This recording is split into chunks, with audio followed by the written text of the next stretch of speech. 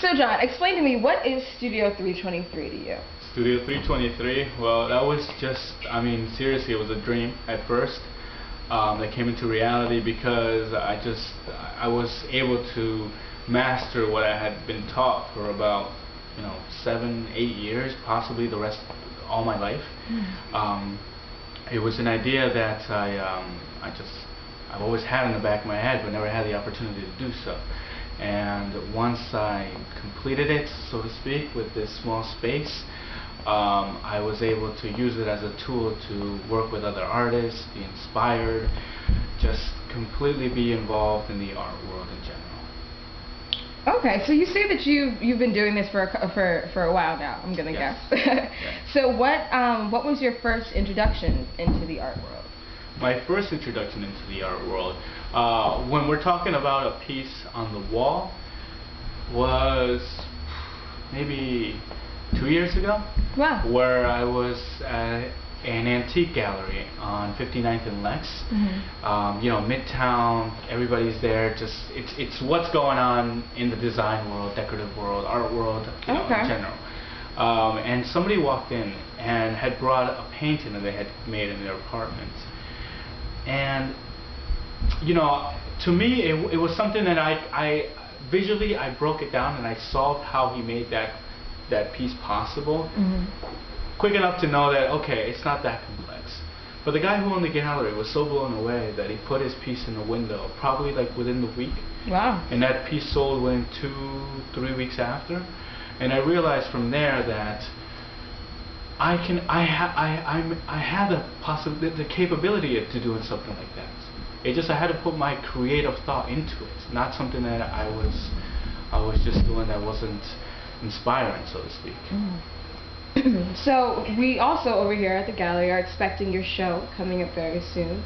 Yeah. So what were some of your inspirations for your newest collection? This is like one of your bigger ones, correct? Well, it's my first one. Oh. And I'm sure like any first show is nerve-wracking, and you probably think you're not even capable of creating such a success of anything. But my inspiration for this show was everything from old furniture to the hesitance of even spending a lot of money on material that I wasn't even sure was going to be any good. Right. So I had to solve a way to be creative, but not also break the bank, because I had other responsibilities. And plasters, gilding, colors, powders, mixing natural dyes together was just a lot easier and less expensive to me than anything else. So in that sense, just the possibility of that I could was its idea. That's awesome. Inspiration. That's so awesome. So, alright, I guess as a closing question, out of the whole gallery, what is your favorite piece that you have in here? My favorite piece? Your favorite piece. As of now? Honestly, neither of them. Really? Yeah. Why is that? Why is that? Because I always, before a piece is done, I without unconsciously, I just try to make it better.